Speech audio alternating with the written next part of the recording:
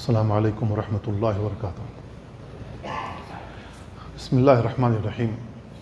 الحمد للہ رب العالمین والصلاة والسلام علی اشرف الانبیاء والمرسلین نبینا محمد وعلی آلہ وصحبہ اجمعین، اما بعد فاعوذ باللہ من الشیطان الرجیم۔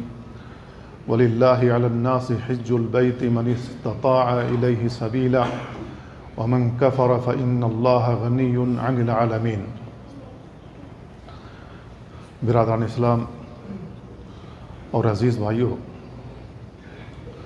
قرآن کریم کی جو آیت پڑھی گئی اس میں اللہ رب العالمین نے بیان فرمایا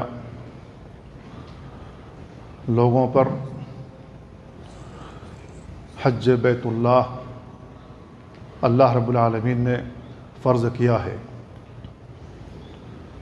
جو شخص وہاں تک جانے کی استطاعت رکھتا ہو، ومن کفر، اور جو شخص کفر کرے، فإن اللہ غنی عن العالمین، تو اللہ تعالیٰ سارے جہان سے بے پرواہ ہے۔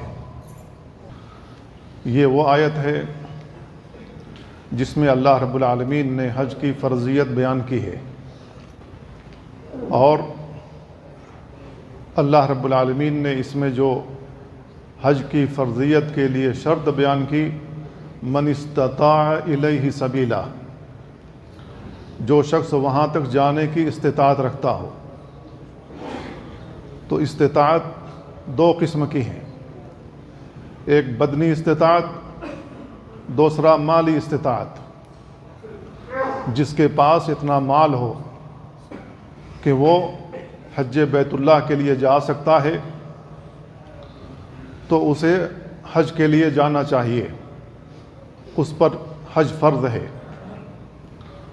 اور بدنی استطاعت یہ ہے کہ آدمی اس لائق ہو کہ سواری پر بیٹھ سکتا ہو، اس لائق ہو کہ وہ حج کے ارکان ادا کر سکتا ہو، تو ایسے شخص پر حج اللہ رب العالمین نے فرض کیا ہے۔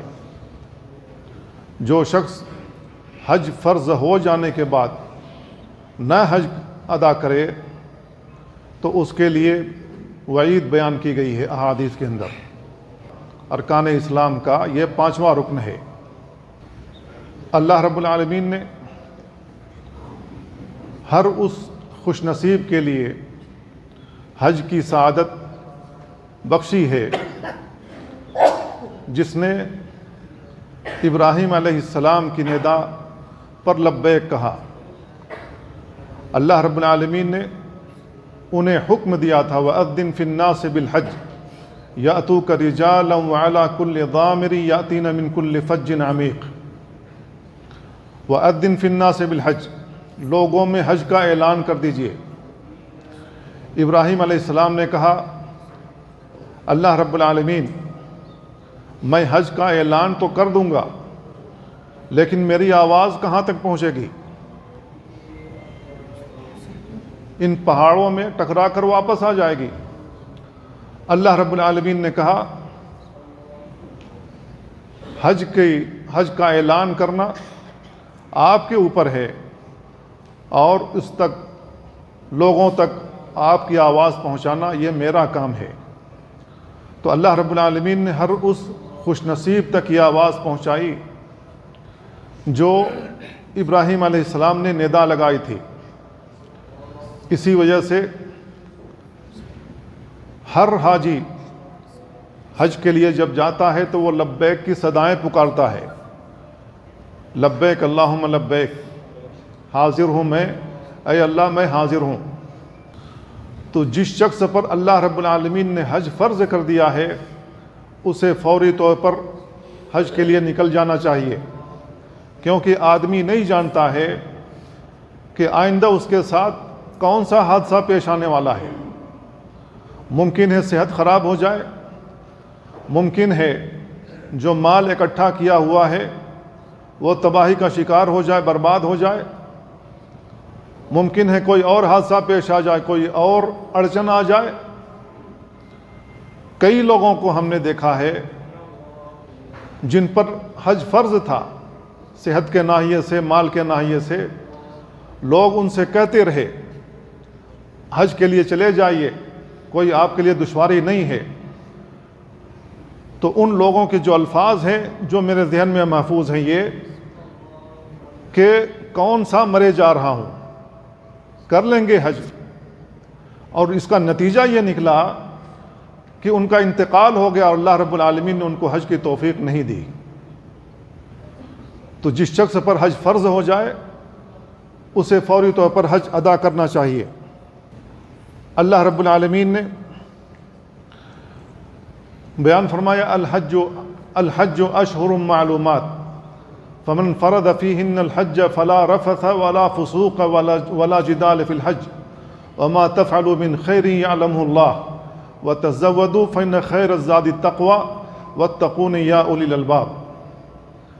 اس آیت میں اللہ رب العالمین بیان فرمایا کہ حج کے معلوم مہینے ہیں، تو جو شخص جس شخص پر حج فرض ہو جائے تو وہ حج کے ایام میں گناہ کے کام نہ کرے، فسق و فجور کے کام نہ کرے، حج کے دوران لڑائی جھگڑا مار پیٹ نہ کرے، اور جو بھی خیر کا کام کرو گے اللہ رب العالمین اسے جانتا ہے۔ توشہ اختیار کر لیا کرو، بہترین توشہ تقوی کا توشہ ہے۔ واتقون یا اولی الالباب، اور اے عقل مندو صرف مجھ سے ڈرو، میرا تقوی اختیار کرو۔ اللہ رب العالمین نے اس آیت کے اندر کہا وَتَزَوَّدُوا فَإِنَّ خَيْرَ الزَّادِ التَّقْوَى۔ اللہ رب العالمین نے یہ آیت بیان کی ان لوگوں کے لیے جو ملک یمن سے چل کر کے آئے تھے، کام کرنا جانتے تھے، اپنے پاس توشہ لے کر کے نہیں آتے تھے، جہاں ٹھہر گئے وہیں پر کچھ کام کیا، کھانے پینے کا انتظام ہو گیا اور چلتے رہے، اور نتیجہ یہ نکلا کہ جب مکہ کے اندر پہنچ گئے لوگوں کے سامنے ہاتھ پھیلانے لگے، اپنے عزت نفس کو نیلام کرنے لگے۔ تو اللہ رب العالمین نے کہا وَتَزَوَّدُوا، توشہ اختیار کر لیا کرو جب حج کے لیے جاتے ہو۔ اسی لیے آدمی جب حج کے لیے نکلے اس کے پاس پیسے ہوں تو کم سے کم گھر کے اندر بھی اتنا پیسہ رکھ چھوڑے کہ اس کے فیملی کے جتنے بھی لوگ ہیں ان کو ہاتھ نہ پھیلانا پڑے۔ ایسا نہ ہو کہ گھر سے سارا پیسہ اٹھا لے جائے اور اس کے نکل جانے کے بعد اس کے گھر والے لوگوں کے سامنے بھیک مانگتے پھریں۔ حج کے لیے جب ہم پیسے اکٹھا کرتے ہیں تو ہمیں اس بات کا اہتمام کرنا چاہیے کہ وہ پیسے حلال کے ہوں، حرام کے نہ ہوں، رشوت کے پیسے نہ ہوں، سود کے پیسے نہ ہوں، اور دیگر حرام ذرائع سے جو مال ہم کماتے ہیں وہ پیسے اس میں نہ لگائے جائیں، کیونکہ حرام مال کے ذریعے سے آپ حج کریں گے تو اللہ رب العالمین اس حج کو قبول نہیں کرے گا۔ رسول اللہ صلی اللہ علیہ وسلم بیان فرمایا کہ ان اللہ طیب لا یقبل الا طیبا، اللہ رب العالمین طیب ہے، پاک چیزیں ہی قبول کرتا ہے۔ تو جب آپ حلال مال لگائیں گے تو یہ آپ کا پاک مال ہے، اللہ رب العالمین اس کے نتیجے میں آپ کا حج قبول کرے گا، اور اگر حرام کا پیسہ لگائے ہوئے ہوں گے اللہ رب العالمین آپ کا حج قبول نہیں کرے گا، کیونکہ اللہ تعالیٰ غیر طیب کو قبول نہیں کرتا ہے۔ حج کے دوران ہر حال میں گناہ سے بچتے رہنا چاہیے، کیونکہ اللہ رب العالمین نے بیان فرمایا فمن فرض فیہن الحج فلا رفث ولا فسوق، حج کے دوران گناہ کے کام نہیں کرنے ہیں۔ رفث کے اندر ہر وہ گناہ شامل ہوتے ہیں جو خواہشات نفسانی سے متعلق ہیں، جو خواتین کے تعلق سے ہماری خواہشات بھڑکتی ہیں۔ رفث کے اندر تمام چیزیں شامل ہیں، اور حج کے دوران پوری دنیا سے لوگ آتے ہیں، سفید لوگ بھی ہیں، سرخ لوگ بھی ہیں، سانولے بھی ہیں، کالے بھی ہیں، ہر قسم کے لوگ وہاں موجود ہیں۔ تو ایسا نہ ہو کہ آدمی خوبصورتی ہی دیکھتا رہے اور اپنے حج کو خراب کر بیٹھے، تو گناہ کے کام نہیں کرنے ہیں۔ طواف کے دوران بھیڑ ہوتی ہے، تو طواف کے دوران بھی کہیں ایسا نہ ہو کہ شیطانی حملہ آپ پر ہو جائے اور آپ گناہ کے کام میں ملوث ہو جائیں۔ تو اپنے نفس پر کنٹرول رکھنا ہے. فلا رفث ولا فسوق، فسق و فجور کے کام نہیں کرنے ہیں. گالی گلوچ، مار پیٹ اور جتنی یہ چیزیں آتی ہیں فسق و فجور کے اندر آتی ہیں، تو فسق و فجور کے کام نہیں کرنے، گناہ کے کام نہیں کرنے ہیں. کثرت کے ساتھ اللہ کا ذکر کرتے رہنا چاہیے. لبیک کی صدائیں بلند کرتے رہیں، اور جو دعائیں آپ کو یاد ہوں وہ دعائیں پڑھتے رہیں. کثرت کے ساتھ اللہ کا ذکر کریں. اللہ رب العالمین نے ہمیں اور آپ کو حکم دیا ہے فَإِذَا قَضَيْتُم مَّنَاسِكَكُمْ فَاذْكُرُوا اللَّهَ كَذِكْرِكُمْ آبَاءَكُمْ أَوْ أَشَدَّ ذِكْرًا. جب تم اپنے مناسک حج پورے کر لو، مینا میں آ کر کے ٹھہر جاؤ 3 دن کے لیے، 2 دن کے لیے، تو اللہ رب العالمین کہہ رہا ہے کہ جس طریقے سے تم اپنے باپ داداؤں کو یاد کرتے ہو، شعر و شاعری کرتے ہو، ان کے مناقب بیان کرتے ہو، اپنے ماں باپ سے زیادہ یہاں اللہ رب العالمین کا ذکر کرو. مینا میں ہم نے بے شمار حاجیوں کو دیکھا ہے جو سیاسی باتیں کرنے میں اپنے سارے وقت کو ضائع کر دیتے ہیں. بہت سے لوگ نیٹ پر مشغول ہوتے ہیں، تو اپنے اوقات کو ضائع نہ کریں بلکہ اللہ رب العالمین کا ذکر کریں، کیونکہ یہ اللہ رب العالمین کے ذکر کرنے کا مقام ہے. حج کے دوران شرکیات سے بچنا چاہیے. شرک کا کوئی بھی کام نہیں کرنا چاہیے. آپ حج کے ابتدا سے لے کر آخر تک نظر ڈال لیں، پورا کہ پورا حج توحید پر مبنی ہے اور شرکیات سے برات کا اعلان ہے. جب آپ لبیک پکارتے ہیں، لبیک اللہم لبیک، لبیک لا شریک لک لبیک، اللہ تعالیٰ حاضر ہوں، اللہ تعالیٰ میں حاضر ہوں. لبیک لا شریک لک لبیک، حاضر ہوں میں اللہ رب العالمین، تیرا کوئی شریک نہیں، حاضر ہوں. ان الحمد والنعمت لک والملک، ان الحمد بے شک تمام تعریف، والنعمہ اور تمام قسم کی نعمتیں، تمام چیزوں کی ملکیت اللہ رب العالمین تو مالک ہے. لا شریک لک، تیرا کوئی شریک نہیں ہے. یہ تلبیہ مسلمان بھی پکارتے ہیں. نبی کریم صلی اللہ علیہ وسلم کے زمانے میں جو مشرکین تھے وہ بھی یہی تلبیہ پکارتے تھے. تو لا شریک لک جب وہ کہتے تھے، اللہ کے نبی صلی اللہ علیہ وسلم ان سے کہا کرتے تھے یہیں ٹھہر جاؤ، اس سے زیادہ آگے نہ بڑھو. لیکن وہ ایک جملہ اور آگے بڑھاتے تھے، الا شریکا هو لک تملکہ وما ملک، مگر اللہ تعالیٰ تیرا شریک ایک ہے جن کو ہم نے تیرا شریک بنا رکھا ہے، چاہے لات ہو، عزا ہو، منات ہو، ہبل ہو، چاہے کوئی اور 360 بت جو انہوں نے بنا رکھے تھے. الا شریکا هو لک، اللہ تعالیٰ تیرا ایک شریک ہے، تملکہ جس کا تو مالک ہے، وما ملک اور اس کا بھی مالک ہے جس کا وہ مالک ہے. تو یہ اتنا جملہ اضافہ کرتے تھے. اللہ کے نبی صلی اللہ علیہ وسلم ان سے کہا کرتے تھے لا شریک لک پر ٹھہر جاؤ، اللہ تیرا کوئی شریک نہیں ہے. لیکن تم اتنا کہنے کے بعد الا شریکا هو لک تملکہ وما ملک کیوں کہتے ہو؟ یہ تو اللہ کے ساتھ پھر شرک کرنے لگتے ہو. تو شرک سے ہمیں برات اختیار کرنی ہے، کیونکہ ہم لبیک کی صدا لگاتے ہیں، توحید کا اقرار کرتے ہیں، اللہ تعالیٰ تیرے علاوہ کوئی حقیقی معبود نہیں ہے. لبیک پکارتے ہوئے ہم جاتے ہیں. جب آپ طواف سے فارغ ہوتے ہیں، صفا پہاڑی پر چڑھتے ہیں، وہاں ایک دعا پڑھتے ہیں لا الہ الا اللہ وحدہ لا شریک لہ لہ الملک ولہ الحمد یحیی ویمیت وہو علی کل شیء قدیر. اور اپنا چہرہ خانہ کعبہ کی طرف کرتے ہیں، اپنی شہادت والی انگلی اٹھاتے ہیں، اللہ اکبر کہتے ہیں اور یہ دعا پڑھتے ہیں. تو اللہ کے نبی صلی اللہ علیہ وسلم نے وہاں جو دعائیں بتلائی ہیں وہ دعا ہم پڑھتے ہیں. اس دعا پر آپ غور کریں گے تو اس میں بھی توحید ہے، شرک سے برات کا اعلان ہے. لیکن بے شمار حاجیوں کو ہم نے اپنی آنکھوں سے دیکھا، چاہے عرفات ہو، مزدلفہ ہو یا منا ہو، ان جگہوں پر بھی بھر دو جھولی میری یا محمد، تیرے در سے جائیں گے نہ ہاتھ خالی. یہ قوالی پڑھتے ہوئے لوگ نظر آتے ہیں. لوگ مائک لیے ہوئے رہتے ہیں، وہاں بھی یہی صدا لگاتے ہیں، یا غوث المدد، یا علی المدد، یا حسین المدد، یہ نعرے لگاتے ہوئے ہمیں ملتے ہیں. ان تینوں مقامات پر ہم نے سنے. میرے بھائیوں، یا غوث المدد آپ کہتے ہیں، اے غوث، اے عبد القادر جیلانی ہماری مدد کیجیے، اللہ کے علاوہ اوروں سے مدد مانگ رہے ہیں، اللہ کے ساتھ شرک ہے۔ الدعاء هو العبادہ، اللہ کے نبی صلی اللہ علیہ وسلم بیان فرمائے کہ دعا عبادت ہے۔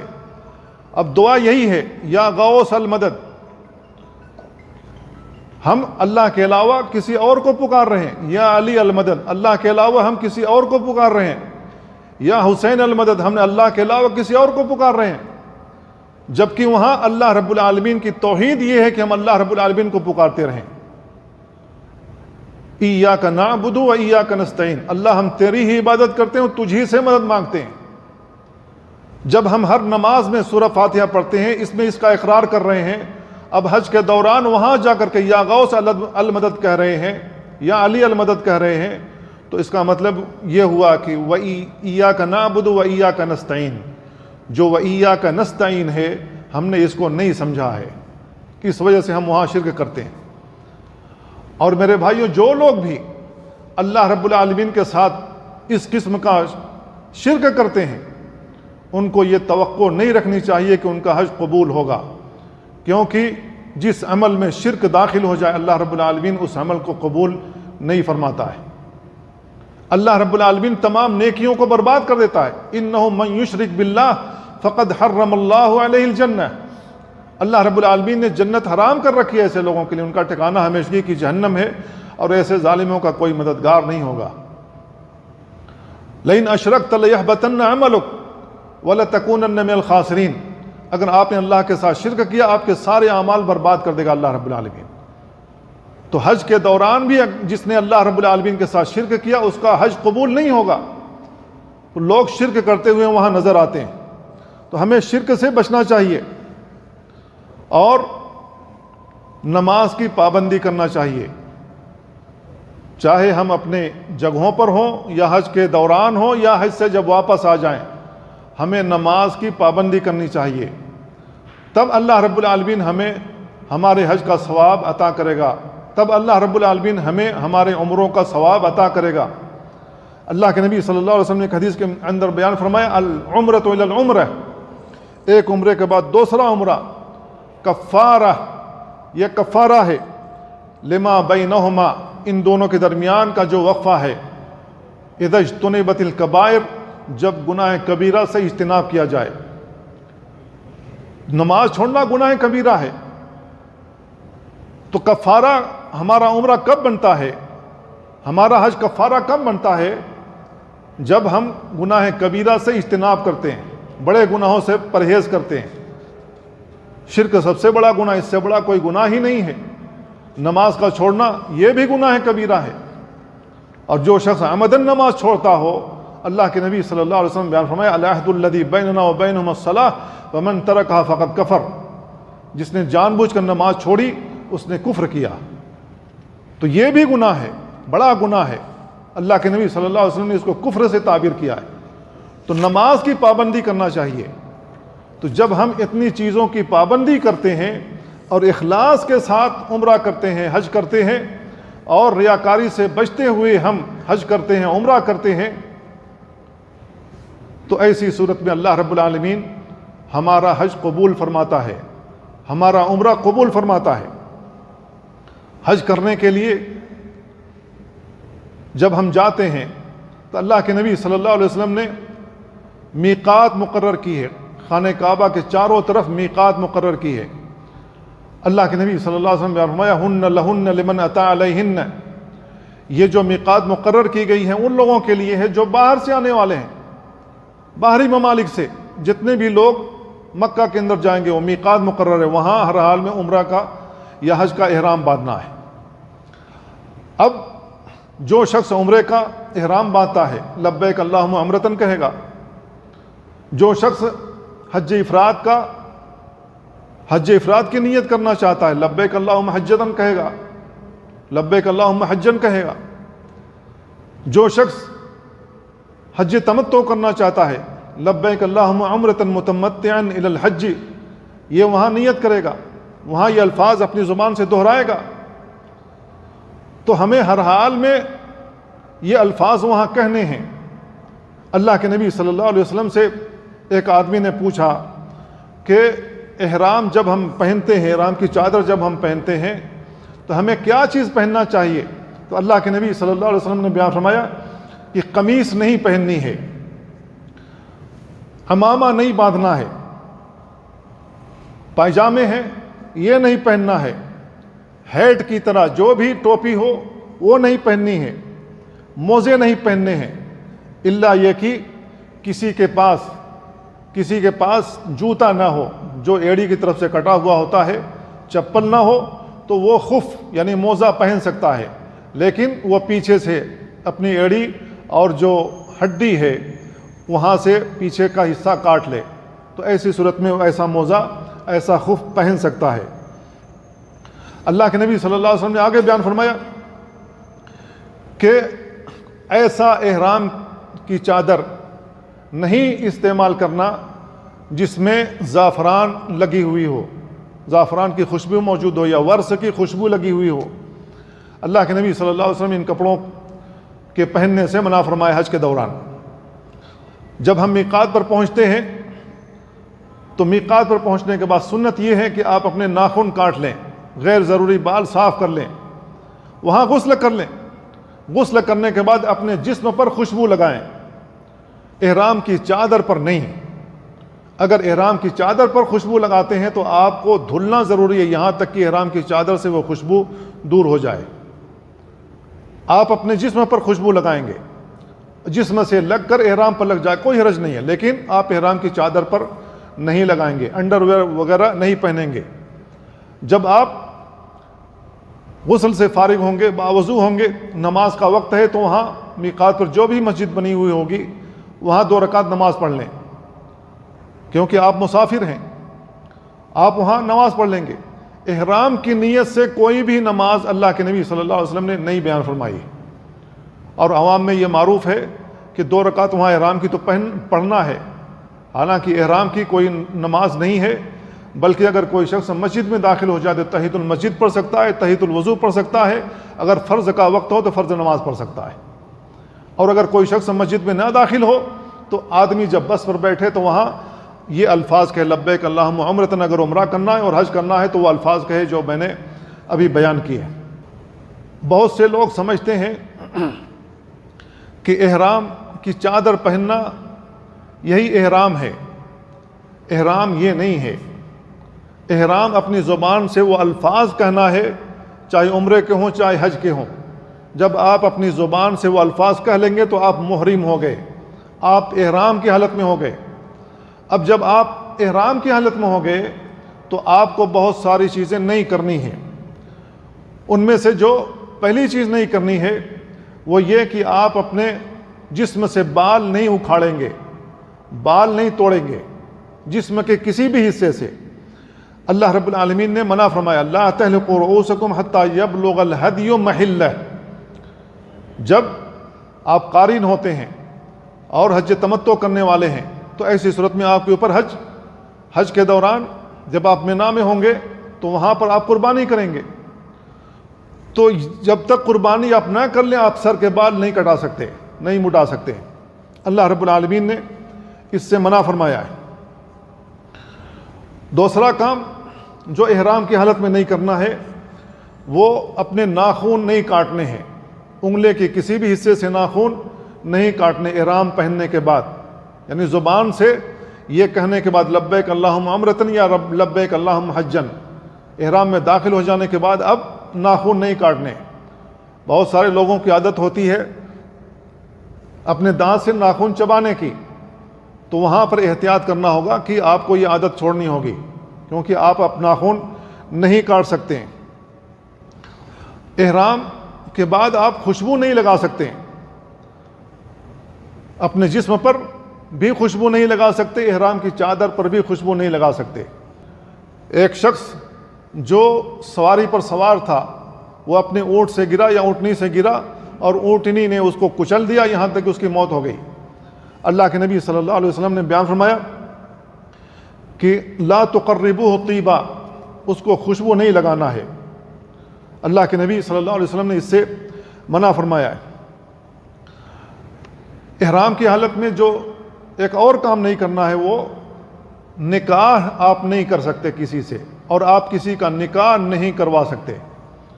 اللہ کے نبی صلی اللہ علیہ وسلم نے فرمایا لا ينکح المحرم، احرام کی حالت میں محرم شخص نکاح نہیں کر سکتا، ولا ينکح، نہ اس کا نکاح کیا جا سکتا ہے، ولا یخطب، اور نہ ہی کسی کو شادی کا پیغام دے سکتا ہے۔ یہ تینوں کام، تو اس حالت میں آپ کو یہ تین کام نہیں کرنے ہیں۔ اسی طریقے سے آپ شہوت سے کوئی بھی ایسا کام نہیں کریں گے جو خواتین سے متعلق ہوتے ہیں، چاہے ان کو بوسہ لینا ہو، چاہے اپنی بیوی ہو، چاہے کسی اور کی ہو۔ آپ شہوت کے ساتھ کسی بھی عورت کے ساتھ ایسا نہیں کریں گے۔ اللہ رب العالمین نے اس سے منع فرمایا فمن فرض فیہن الحج فلا رفث ولا فسوق ولا جدال فی الحج، حج کے دوران آپ یہ گناہ کا کام نہیں کریں گے، یہ گناہ کا کام ہے۔ اللہ رب العالمین نے کہا یہ گناہ کا کام نہیں کرنا ہے، جبکہ آپ کی اپنی بیوی ہے، آپ کی اپنی بیوی آپ کے لیے حلال ہے، لیکن جب احرام کی چادر آپ نے پہن لی تو آپ کی بیوی آپ پر حرام ہو گئی، جب تک کہ آپ حج سے فارغ نہیں ہو جاتے۔ ایک اور کام جو نہیں کر سکتے احرام کی حالت میں، جماع نہیں کر سکتے، بیوی کے ساتھ جماع نہیں کر سکتے، ہر حال میں اس سے پرہیز کرنا ہے۔ بیوی آپ کی ہے، آپ کہہ سکتے ہیں کہ یہ تو میری بیوی ہے، میں جو مرضی ہوں کروں، آپ کی مرضی نہیں چلے گی، آپ کی مرضی نہیں چلے گی، یہاں پر اللہ کی مرضی چلے گی، اس کے رسول کی مرضی چلے گی۔ تو جو ہمارے ذہنوں میں یہ بات بیٹھا دی گئی یا بیٹھ گئی ہے کہ میری مرضی، میرا جسم میری مرضی، جو مرضی ہوں کروں، تو آپ کی یہ مرضی نہیں چلنے والی۔ حج اور عمرے کے درمیان ہر حال میں اللہ کی مرضی چلے گی، اس کے رسول کی مرضی چلے گی۔ اسی وجہ سے کہا جاتا ہے کہ جب آپ حج پر جائیں یا عمرے کے لیے جائیں تو آپ اس کی تعلیم لے لیں، کتابیں پڑھ لیں، آپ کے ساتھ کتابیں ہونی چاہیے تاکہ آپ پڑھیں، آپ وہ کام نہ کریں جو لوگ کر رہے ہوتے ہیں، لوگ غلطی کر رہے ہوتے ہیں۔ احرام کی حالت میں ایک اور کام نہیں کرنا ہے، کوئی شکاری جانور آپ کو نظر آ جائے آپ اس کا شکار نہیں کر سکتے، اس کو قتل نہیں کر سکتے، اس کو مار نہیں سکتے، اس کو ڈرا نہیں سکتے۔ اللہ کے نبی صلی اللہ علیہ وسلم نے اس سے منع فرمایا، اور اللہ رب العالمین نے بھی اس سے منع فرمایا یا ایھا الذین آمنوا لا تقتلوا الصید وانتم حرم، اے ایمان والو تم جانوروں کا قتل نہ کرو، جو شکاری جانور ہیں ان کو نہ مارو جب تم احرام کی حالت میں ہو۔ تو ہر حال میں ہمیں ان چیزوں سے پرہیز کرنا ہے۔ جب محرم احرام کی چادر پہن لے تو مردوں کے لیے دو چیزیں اور ہیں، وہ اپنا سر نہیں ڈھانک سکتا۔ حج کبھی سردی کے موسم میں آتا ہے اور کبھی گرمی کے موسم میں بھی آتا ہے، اور بہت سے لوگوں کی عادت ہوتی ہے جب وہ سوتے ہیں تو اپنا سر ڈھانکتے ہیں، سر ڈھانکے بغیر ان کو نیند نہیں آتی۔ تو جب آپ مزدلفہ میں ہوں یا منی میں ہوں، آپ کا سر کھلا ہوا ہوگا، آپ اپنا سر نہیں ڈھانک سکتے، اپنا سر نہیں ڈھانک سکتے، چہرہ چلے گا لیکن سر کا جو یہ حصہ ہے آپ اس کو نہیں ڈھانک سکتے۔ ہر حال میں اس سے پرہیز کرنا ہے۔ اور انڈر ویئر وغیرہ آپ پہننا چاہیں نہیں پہن سکتے۔ کوئی شخص یہ کہے میرا سطر کھل جائے گا لوگوں کے سامنے جب میں سویا ہوا ہوں گا، کیونکہ مجھے لنگی پہننے کی عادت نہیں ہے، تو وہ لنگی ہی کی طرح ہے تو میرا سطر کھل سکتا ہے۔ تو آپ کو احتیاط رکھنی ہے، کیسے اٹھنا ہے، کیسے بیٹھنا ہے، کیسے سونا ہے، آپ کو یہ احتیاط رکھنی ہے۔ تو اب کوئی اس ڈر سے انڈر ویئر پہن لے گی میرا سطر کہیں لوگوں کو دکھ نہ جائے، تو آپ انڈر ویئر نہیں پہن سکتے۔ ہاں اگر کسی کے پاس احرام نہ ہو، جیسے ہمارے ساتھ خود ہی ہوا کہ لوگ مزدلفہ میں تھے، اللہ رب العالمین نے بارش برسا دی، مینا میں جب پہنچے تو کمر بھر پانی ہے، اب جو احرام کی چادر لوگ پہنے ہوئے تھے وہ بھی بھیگ گئی، جب مینا کے خیموں میں آئے تو وہاں بھی جو چادر رکھ کے گئے ہوئے تھے وہ بھی بھیگ گئی، کیونکہ تمام خیموں میں پانی گھس گیا۔ اب ٹھنڈی کا موسم ہے، لوگ کانپ رہے ہیں، تلاش کر رہے ہیں کہیں پر مل جائے، لوگ جو بیچنے والے ہوتے ہیں ان کی بھی سارے کپڑے بھیگ گئے، لوگ کانپ رہے تھے۔ تو ایسی حالت اگر آ جائے، آپ کے احرام کی چادر نہ ملے، تو ایسی صورت میں اگر آپ کے پاس پائجامہ ہے تو اس حالت میں پائجامہ پہن سکتے ہیں۔ اللہ کے نبی صلی اللہ علیہ وسلم نے اس کی اجازت دی ہے۔ ابن عباس رضی اللہ عنہما کی روایت ہے کہ آپ نے بیان فرمایا من لم یجد ازارا فلیلبس سراویل، جس شخص کے پاس احرام کی چادر نہ ہو تو وہ پاجامہ پہن لے، ومن لم یجد نعلین فلیلبس خفین، اللہ کے نبی صلی اللہ علیہ وسلم نے بیان فرمایا کہ جس کے پاس چپل نہ ہو تو ایسی صورت میں اس کے پاس خف ہو، چمڑے کا موزہ ہو تو چمڑے کا موزہ ہی پہن لے، لیکن پیچھے سے کاٹ لے، ایڑی کا جو حصہ ہوتا ہے وہ پیچھے سے کاٹ لے۔ تو اللہ کے نبی صلی اللہ علیہ وسلم نے یہ باتیں بیان فرمائی ہیں۔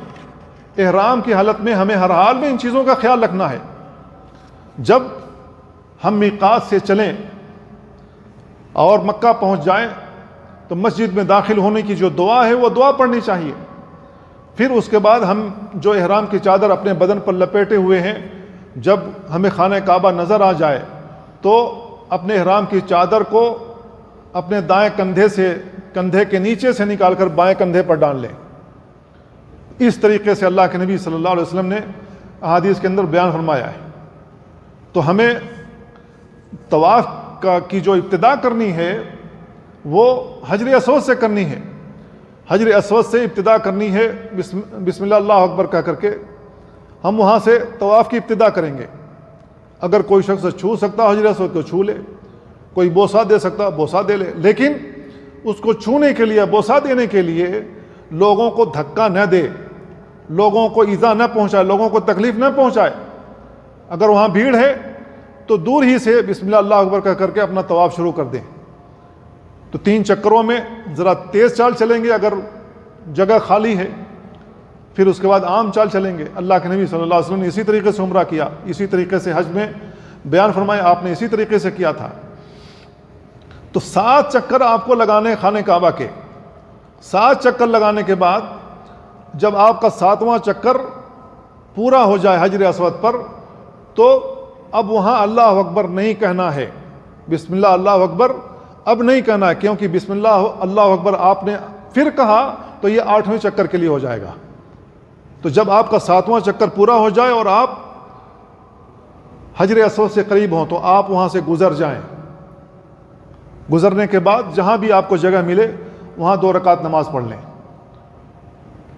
پہلی رکعت میں سورہ فاتحہ کے بعد قل یا الکافرون پڑھیں، اور دوسری رکعت میں سورہ فاتحہ کے بعد قل هو اللہ احد پڑھیں۔ نبی کریم صلی اللہ علیہ وسلم سے ایسے ہی ثابت ہے۔ اس کے بعد سجدے میں اور نماز سے فارغ ہو کر کے جو بھی دعا آپ مانگنا چاہتے ہیں مانگیں، اللہ رب العالمین قبول فرمانے والا ہے۔ اب وہاں سے نکلنے کے بعد 2 رکعت نماز پڑھنے کے بعد آپ صفا کی طرف جائیں گے۔ صفا پہاڑی پر کھڑے ہو کر کے آپ خانہ کعبہ کی جانب رخ کر کے شہادت والی انگلی اٹھا کر کے اللہ اکبر کہیں گے۔ جو دعائیں اللہ کے نبی صلی اللہ علیہ وسلم نے بیان فرمائی وہ دعا پڑھیں گے۔ لا الہ الا اللہ وحدہ انجز وعدہ نصر عبدہ وحزم الاحزاب وحدہ۔ نبی کریم صلی اللہ علیہ وسلم نے یہ دعا پڑھی وہاں پر، لا الہ الا اللہ وحدہ لا شریک لہ لہ الملک ولہ الحمد یحیی ویمیت وہو علی کل شیء قدیر۔ یہ دعا اللہ کے نبی صلی اللہ علیہ وسلم نے وہاں پڑھی، دیر تک کھڑے ہو کر کے دعا کرتے رہے۔ تو آپ سعی کریں گے، سعی کرنے کے بعد مروہ تک جائیں گے، مروہ سے پھر آپ صفا پر آئیں گے۔ 7واں چکر اس طریقے سے آپ کا مروہ پر پورا ہوگا۔ ایک طرف سے جانا، دوسری طرف سے آنا، یہ 2 شوط ہو گیا، 2 چکر ہو گیا۔ بہت سے لوگ غلطی کرتے ہیں کہ یہاں سے گئے اور مروہ سے واپس آئے، سمجھتے ہیں کہ ابھی ایک ہی ہوا ہے، اور لوگ پوچھتے بھی ہیں کہ میں نے ایسا کیا، کیا غلط ہو گیا کیا؟ تو یہ غلط ہے۔ اب جس نے حج تمتع کی نیت کی تھی، احرام پہنا تھا حج تمتع کی نیت سے، تو وہ طواف کرنے کے بعد سعی کر کے اپنے بال کٹا لے۔ بال کٹانے کے بعد جب 8 تاریخ آئے گی حج کی، تو وہاں جہاں بھی موجود ہوگا، جس ہوٹل میں موجود ہوگا، وہاں سے مینا کی طرف روانہ ہو جائے اور وہاں 5 نمازیں پڑھنی ہیں۔ 5 نمازیں اللہ کے نبی صلی اللہ علیہ وسلم نے پڑھی ہیں، ظہر کی، عصر، مغرب، عشاء۔ جو 4 رکعت والی نمازیں ہیں اس کو قصر کریں گے کیونکہ آپ مسافر ہیں، اور جو 3 رکعت والی نمازیں 3 رکعت پڑھیں گے۔ اللہ کے نبی صلی اللہ علیہ وسلم عرفات پہنچے 9 تاریخ کو۔ 9 تاریخ کو عرفات پہنچنے کے بعد وہاں آپ نے خطبہ دیا، وہاں 2 نمازیں پڑھیں، ظہر اور عصر کی قصر کے ساتھ۔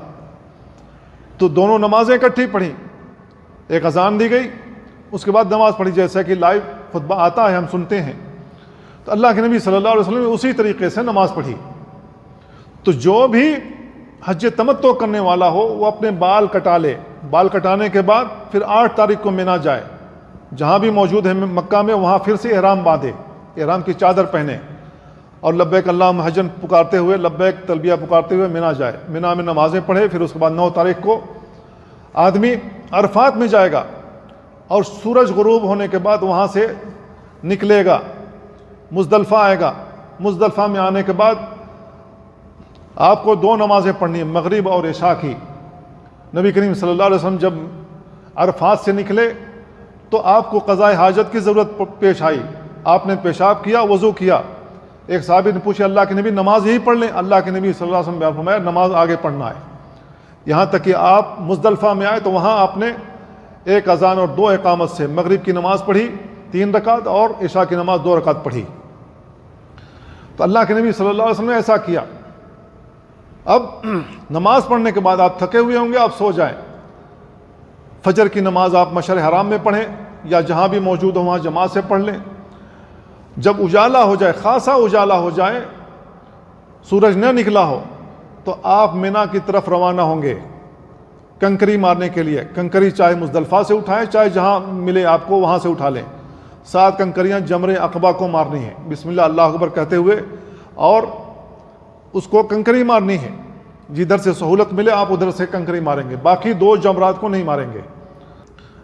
کنکری مارنے کے بعد چونکہ آپ تمتع کر رہے ہیں، آپ کے اوپر قربانی ہے، آپ قربانی کریں گے۔ اگر آپ اپنے ہاتھ سے کرنا چاہتے ہیں اپنے ہاتھ سے کریں، بینک میں جمع کیے ہوئے ہیں تو بینک والے آپ کی قربانی کرا دیں گے۔ آپ بال کٹا لیں اس کے بعد، تو یہ تحلل اول ہے، پہلا تحلل ہے۔ اب یہ کرنے کے بعد آپ اپنے جو احرام کی چادر ہے اس کو اتار دیں گے۔ عام سے کپڑے عید والے جو بھی موجود ہوں گے، عید والے کپڑے آپ پہن سکتے ہیں، خوشبو لگا سکتے ہیں۔ اگر اسی دن آپ کے اندر اتنی قوت موجود ہے کہ وہ طواف افاضہ کے لیے مکہ آ سکتے ہیں تو اسی دن طواف افاضہ کر لیں اور سعی بھی کر لیں، کیونکہ آپ کے اوپر سعی بھی ہے۔ اس طریقے سے آپ کا حج پورا ہو گیا۔ پھر اس کے بعد آپ مینا میں ٹھہریں گے۔ جو لوگ 3 دن ٹھہرنا چاہتے ہیں 3 دن ٹھہریں، جو 2 روز ٹھہرنا چاہتے ہیں 2 روز ٹھہریں۔ اللہ کے نبی صلی اللہ علیہ وسلم نے اس کی اجازت دی ہے۔ تو یہ حج تمتع کرنے کا یہ طریقہ ہے۔ پھر جب آپ 2 دن ٹھہر لیں گے یا 3 دن ٹھہر لیں گے، اب آپ ریاض کے لیے روانہ ہونے والے ہیں، یا جہاں کے بھی آپ رہنے والے ہیں وہاں روانہ ہونے والے ہیں، تو طواف وداع کریں گے۔ طواف وداع کے بغیر آپ اپنے گھر نہیں جا سکتے۔ طواف وداع کریں گے، طواف وداع کے بعد بال نہیں کٹانے، اس کے بعد آپ اپنے گھر کے لیے روانہ ہو جائیں۔ تو حج تمتع کرنے کا یہ طریقہ ہے۔ اب جو لوگ حج افراد کرنا چاہتے ہیں وہ میقات سے جانے کے بعد طواف کریں گے۔ طواف کرنے کے بعد حج کی نیت سے اگر سعی مقدم کر لیا تو بعد میں کنکری مارنے کے بعد جو طواف افاضہ کے بعد جو سعی ہے وہ سعی نہیں کرنی پڑے گی، کیونکہ آپ نے سعی مقدم کر لی۔ اسی طریقے سے قارن بھی اگر سعی مقدم کر لے تو بعد میں اس کو سعی کرنے کی ضرورت نہیں ہے، تو یہ آپ کے لیے سہولت ہو جائے گی۔ بعد میں لوگ تھکے ہوئے رہتے ہیں، طواف کرنے کے بعد سعی کرنا ذرا مشکل ہو جاتا ہے کیونکہ بھیڑ ہے، تو آدمی اس مشقت سے بچ جاتا ہے۔ بقیہ تمام کام وہی کرنے ہیں۔ جو بھی حج افراد کرنا چاہتا ہے اس کے اوپر قربانی نہیں ہے۔ قران کرنے والے کے اوپر قربانی، حج تمتع کرنے والے پر قربانی۔ تو یہ جو قربانی یہ حج کی ہے، آپ کی بقرعید کی قربانی نہیں ہے۔ اگر آپ کو بقرعید کی قربانی کرنی ہے تو آپ دوسرا جانور اس کو بک کریں گے، پیسہ دیں گے، تو وہاں یہاں کرنا چاہتے ہیں یہاں آپ کر لیں، آپ گھر کروانا چاہتے ہیں تو آپ اپنے گھر کروا لیں۔ تو دونوں ہی طریقے ہیں۔ تو میرے بھائیو، حج کے دوران گناہ کے کام نہیں کرنے، خلاف سنت کام نہیں کرنے ہیں۔ خلاف سنت کام بہت سارے لوگ کرتے ہوئے نظر آتے ہیں۔ بہت سارے لوگوں کو دیکھا جائے تو خانہ کعبہ سے چمٹے ہوئے نظر آتے ہیں۔ لوگوں سے پوچھا جائے کہتے ہیں برکت لینے کے لیے ہم چمٹے ہوئے ہیں۔ تو لوگوں کو برکت لینے کی عادت ہے، کوئی بھی در و دیوار ملتی نہیں اس کو چھوتے ہیں، اس کو چومتے ہیں، یا اپنے بدن سے اس کو مسح کر کے برکت لے رہے ہوتے ہیں۔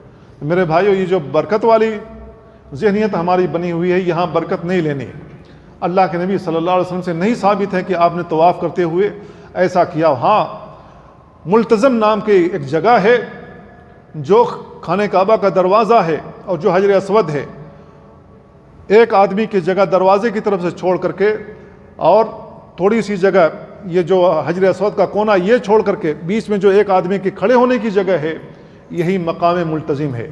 اللہ کے نبی صلی اللہ علیہ وسلم بیان فرمایا کہ مقام ملتزم سے چمٹ کر جو بھی دعا مانگی جائے اللہ قبول فرماتا ہے۔ تو یہاں چمٹنے کی اجازت ہے، بقیہ خانہ کعبہ کے در و دیوار سے چمٹنے کی اجازت نہیں ہے۔ ایک صحابی خانہ کعبہ کے تمام کونوں کو چھوتے ہوئے جا رہے تھے، تو عبداللہ بن عمر رضی اللہ عنہما غالباً ہیں، انہوں نے منع فرمایا، کہا کہ ایسا نہ کرو۔ انہوں نے کہا کیوں نہ کریں، خانہ کعبہ تو بڑا متبرک مقام ہے، بابرکت گھر ہے جو اللہ رب العالمین کی عبادت کے لیے بنایا گیا، تو اس کو کیوں نہ چھوں۔ تو اللہ کے نبی صلی اللہ علیہ وسلم کے بارے میں عبداللہ بن عمر کہتے ہیں کہ میں نے رسول اللہ صلی اللہ علیہ وسلم کے ساتھ حج بھی کیا، عمرہ بھی کیا، میں نے طواف کے دوران اللہ کے نبی صلی اللہ علیہ وسلم کو سوائے حجر اسود کے کسی اور کونوں کو چھوتے ہوئے یا بوسہ لیتے ہوئے نہیں دیکھا۔ تو حجر اسود سے پہلے والا جو کونا اگر آپ اس کو چھو سکتے ہوں تو چھوئے، چھونے کے بعد آپ حجر اسود پر آئیں، اس کا بوسہ لیں، وہاں سے طواف کی ابتدا کریں، ان کے علاوہ آپ نہیں چھو سکتے۔ نبی کریم صلی اللہ علیہ وسلم ایسا کرنا ثابت نہیں ہے۔ بہت سے لوگ یہ بھی غلطی کر رہے ہوتے ہیں کہ طواف سے فارغ ہونے کے بعد جو طواف کے بعد 2 رکعت پڑھی جاتی ہے تو 2 رکعت پڑھتے ہوئے رہتے ہیں اور ان کا کندھا کھلا ہوا رہتا ہے۔ نبی کریم صلی اللہ علیہ وسلم نے کندھے کو ڈھانک کر نماز پڑھنے کا حکم دیا ہے۔ آپ نے منع فرمایا ہے کہ کندھا کھلا ہوا ہو نماز کی حالت میں، تو لوگ کندھوں کو کھول کر کے نماز پڑھ رہے ہوتے ہیں۔ تو بہت ساری غلطیاں ہیں جو لوگ وہاں کر رہے ہوتے ہیں، ان غلطیوں کو نہیں کرنا ہے۔ جو لوگ بھی حج پر جاتے ہیں، عمرے کے لیے جاتے ہیں، ان کو پہلے کتاب پڑھ لینی چاہیے تاکہ ہم وہ غلطیاں نہ کریں جو دیکھ دیکھ کر وہاں غلطیاں کر رہے ہوتے ہیں۔ جو بھی لوگ غلطیاں وہاں کر رہے ہوتے ہیں دیکھ کر غلطی کرتے ہیں، وہ کر رہا ہے تو ٹھیک ہی کر رہا ہوگا، اچھا ہی کر رہا ہوگا، ثواب کا ہی کام ہوگا، میں بھی کر لیتا ہوں، تو وہاں نہیں۔ آپ علی وجہ البصیرہ کام کریں، سنت کے دائرے میں رہ کر کام کریں۔ جو بھی آپ کو عمل کرنا ہے تو سنت کی پابندی کرنا بہت ضروری ہے۔ اگر ہم اس انداز سے حج کرتے ہیں جیسا رسول اللہ صلی اللہ علیہ وسلم نے کیا ہے تو اللہ تعالیٰ سے امید ہے کہ اللہ تعالیٰ آپ کا حج قبول فرمائے گا۔ اور جو شخص حج کرے اور حج کے درمیان کوئی بھی گناہ کا کام نہ کرے تو وہ ایسے لوٹتا جیسے ماں کے پیٹ سے ابھی پیدا ہوا۔ ماں کے پیٹ سے پیدا ہونے والا بچہ جس طریقے سے اس کے اوپر کوئی گناہ نہیں ہوتا، اسی طریقے سے حاجی جب حج سے لوٹتا ہے تو اس کے اوپر بھی گناہ کوئی نہیں ہوتا۔ تو میرے بھائیو، حج کو ہم سنت کے مطابق کریں۔ اللہ تعالیٰ سے دعا اللہ ہمیں ان باتوں کو سمجھنے اور ان پر عمل کرنے کی توفیق عطا فرمائے۔ وصلی اللہ وسلم علی نبینا محمد وعلی آلہ وصحبہ اجمعین۔ السلام علیکم ورحمۃ اللہ۔